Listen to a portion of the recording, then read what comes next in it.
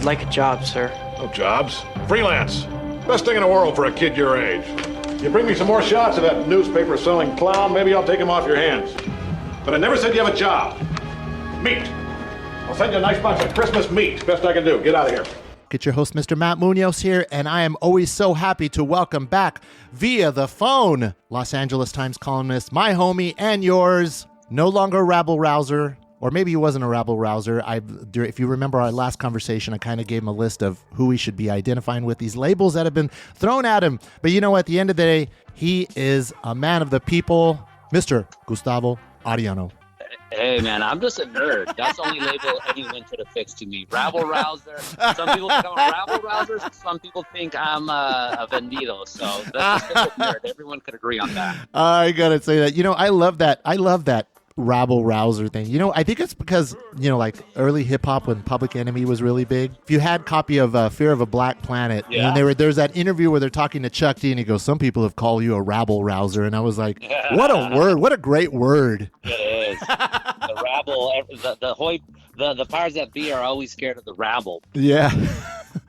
All right, man. So listen, let's do a little catch up. Okay, so the last time we spoke, when you were a guest on the show, we talked about Hispanic Heritage Month. Yeah. And so we got through that, and now we had Pride Month, of course, and we also had Black Music Month at the same time. And I was trying to figure out, like, what should I, I'll celebrate both. There's so many, commemorations piling up on each month. You know, how do you pick which one?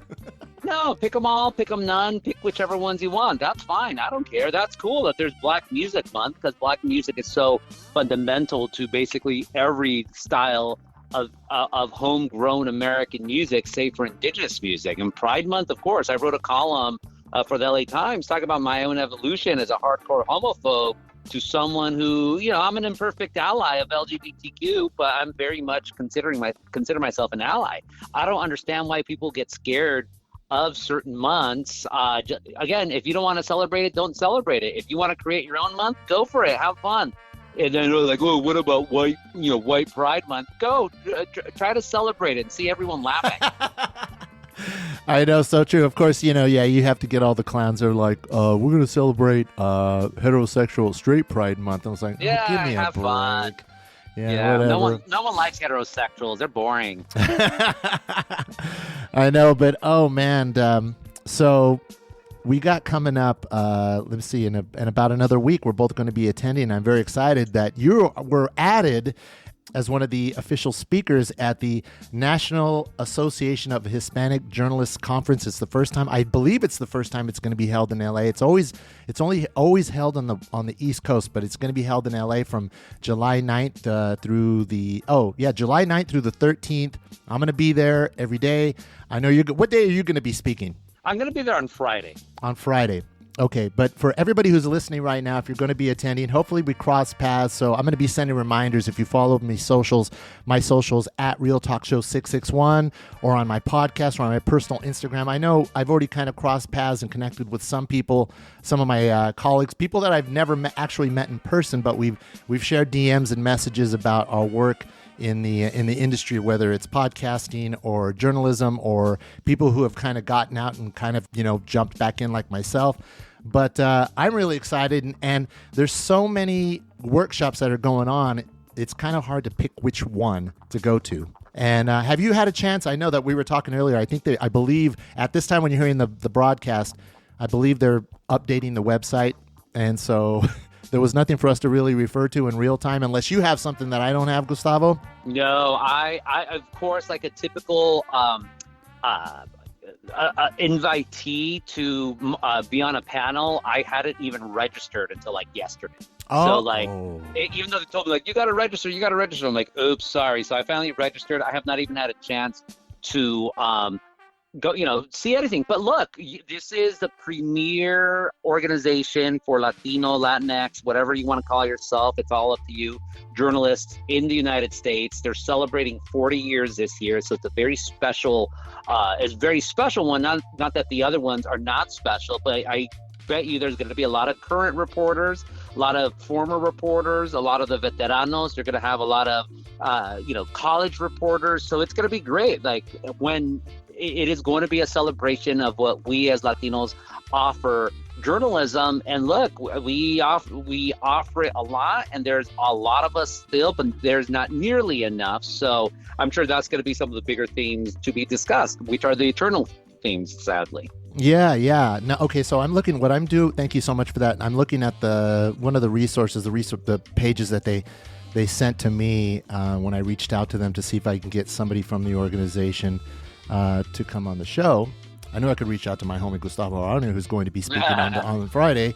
But let me kind of name some of these names off here that are also going to be speaking, also part of many panels. Let's see. We got Cecilia Vega. She's a correspondent for 60 Minutes. Cesar Conde, he's the chairman for NBC Universal. Fin Gomez, he's political director for CBS News. And right smack dab in the middle, you get the center square. You like that? Because I'm the one with the big forehead, so everyone's going to stare at it immediately. Their eyes are going to track into it, then they're going to be like, no, I don't want to see this. So then they're going to see everyone else. Now, are you just going to be hanging out on Friday? Or are you going to try to make it to any of the other days? I have the 1-day pass, so I know I'm going to meet someone for breakfast. I actually don't know if I'm going to meet them for breakfast or I'm going to take them breakfast there. Mm-hmm. But my jefe, Hector Becerra, managing editor of the LA Times, he's on a morning panel, so I definitely want to see that. I know there's some sort of luncheon, although it costs $100, so maybe I'll just be hearing from the outside, or like the old school, like you drill a hole into the fence, like when you used to see baseball games, Little Rascal styles or something. But I mean, it's hard for me because you know me, I'm a workaholic. Okay, cool, I get to see people, that's awesome. But can I do a column? I don't know. If I do not do a column about it, I will definitely do a newsletter for my, GustavoArellano.org. I have a personal newsletter, comes out every Saturday. So I'll definitely cover it one way or another because it's important. And you're going to have all these people, all these, bylines you've only read, but you've never interacted with. Other people who might come up to you and say, oh, I've read you for a long time. You don't even know about it. So it's exciting. I'm always also just fascinated with conferences, period. In my most recent newsletter, I wrote about the Conference of Ford Fellows, which is this legendary fellowship to create a more diverse academic workforce, very, very prestigious, only the best and the brightest. And they had their very last one a couple of weeks ago in Washington, D.C., and I was able to moderate a panel. So I just wrote about wow, so this is how these people do their conferences. And I've been to other conferences as well. So I haven't been to NAHJ in a long time. So it's going to be very interesting to see how it has evolved. Oh, yeah.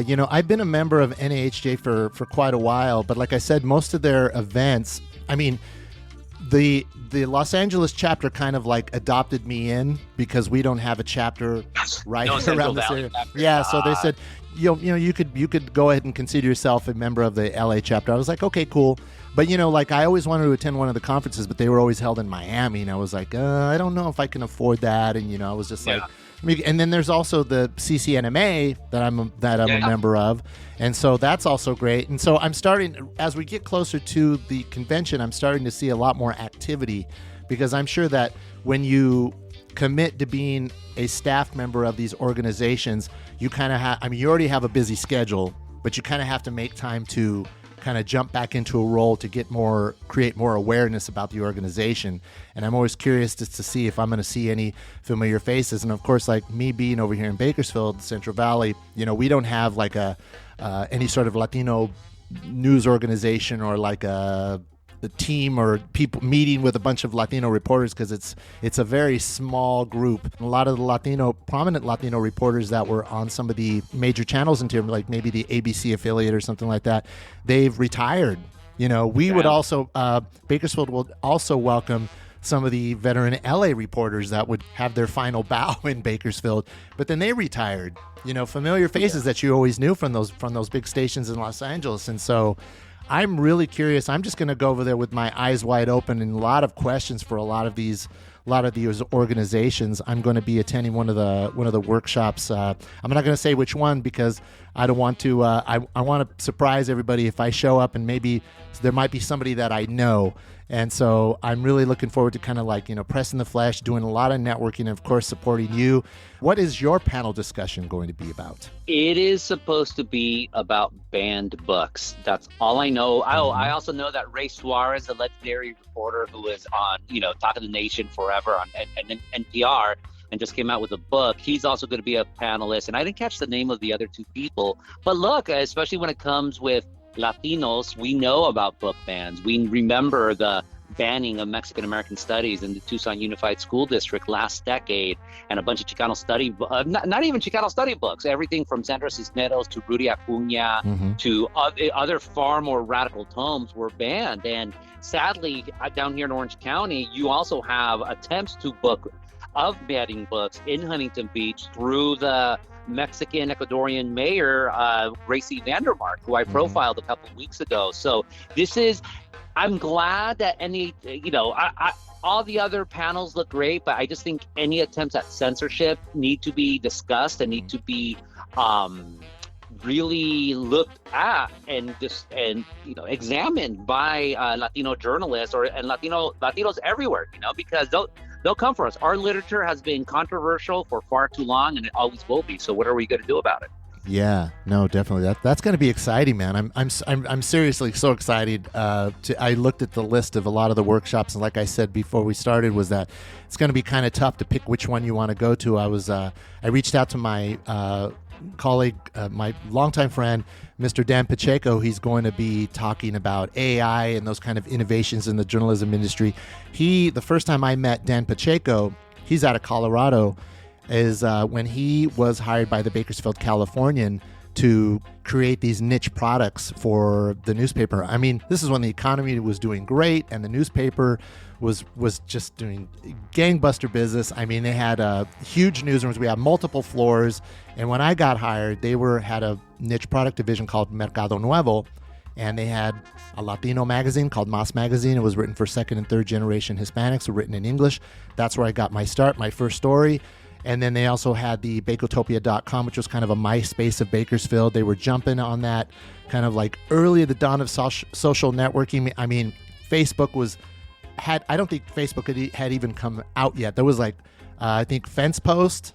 And then it was just, it was the early ones. But Dan Pacheco. Live Journal. Yeah. Dan Pacheco was one of the first ones to kind of I learned so much from him. But apparently he had been following me on MySpace, and he saw me kind of in the scene, and he's like, listen, we kind of need somebody from Bakersfield to be the guru, the preacher of this new product that we're doing. And so he reached out to me. We became friends, and then I ended up getting hired.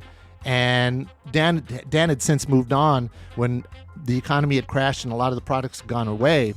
But next thing you know, Dan's still in the game out there doing his thing, I remember when we got to know each other, because he used to fly in all the time. We used to hang out. Is that he's Puerto Rican, but he is very out of touch with his Puerto Rican side. So the more time that he hung out in Bakersfield, I would ask him questions and kind of show him stuff about being Puerto Rican. And so he's like, oh, man, it's so great. It's going to be so great to see you again, man. We're going to have so much to talk about. And he says he's going to be here. He's going to be there at the convention all week. Maybe I'll be able to introduce you guys, because he's just one of those great guys to connect with. And like I said, he probably knows all about your work. I'm looking at all these lists of all these other speakers. I bet you if I was to ask them, do you know who Gustavo Arellano is, they're going to say yes. Yeah, you're one of the voices, bro. I'm just a guy with a big forehead. All right. Well, I am so excited to do that. If you're just joining me right now, I'm joined on the phone by my friend and colleague, Mr. Gustavo Arellano. He's a columnist for the LA Times. He's going to be speaking at the National Association of Hispanic Journalists 40th anniversary conference in Expo in Hollywood. It's going to be going on from July 9th through the 13th. And yeah, man. So what else is going on? Let's kind of freestyle before we say adios. What you got just going writing on? the column. It never ends. Just waiting for the election. I don't really care about the presidential election. For me, it's just about the local elections. A lot of potentially historic elections happening everywhere from Boyle Heights to South LA, Orange County as well. I'm also, of course, preparing for my tortilla tournament for KCRW. Yeah. Where think of the Final Four except with tortillas. I wanted to get into Kern this year, but I just couldn't. I just got too busy. But in 2 years, I'm making my promise right now. In 2 years, we're going to have a Valley edition. I'm going to do the entire damn Valley, make it happen finally, because I know the tortilla scene in the Valley is just out of this world. But can it match up to Los Angeles? I don't know. San Diego has just gotten into the tournament, and they're doing pretty good so far, but they haven't been able to crack the Fuerte Four. So, I mean, that's really on my professional life. That's what I'm doing. And then, at Chapman, I teach at Chapman University, my alma mater. It's going to be the second year, because I guess the first year was so successful. At least my boss liked it. I'm going to teach the Latinx history of Orange County. So I'm really excited about that. Oh, very, very cool. All right, man. Well, listen, everybody out there listening, if you're going to be attending the conference and expo, I highly recommend that you make plans to go see Gustavo speak in person, because as he always has a lot to say, which he always makes a great guest. He's obviously very skilled. He is a legend of journalism in Los Angeles, and he's right here. And you can reach out to him. You can talk to him. Like he says, just come up and talk to me. Ask me questions. And you'll find out that he's one of the coolest dudes you're ever going to run into. And so make plans to attend while you're at the conference. Make plans to attend his panel. And if you think you might get pulled into any other panels, would you be down for that? Yeah, I mean, look, I'm going to be there Friday. If they want me to do another one later or earlier, sure. Although Saturday, I can't do anything in the morning because I'm going to do a walking tour of downtown Santana for my co-book, A People's Guide to Orange County. All right, everybody. So thank you so much for checking in, bro. I mean, it's for being available. I know you're super busy. That I am, but I always have time for you. All right. Once again, I want to thank my homie and yours, Gustavo Arellano, for the Los Angeles Times. We'll see you at the NAHJ 40th Anniversary Conference and Expo in Hollywood, California, my brother. Talk to you later. Boom. The Baco Tunes podcast with Matt Munoz. New episodes every week. And for the latest, be sure to follow us at Baco Tunes on Instagram. That's BAKOTUNES. And be sure to like us, rate us, comment at us, and don't forget to subscribe. We'll be back next time.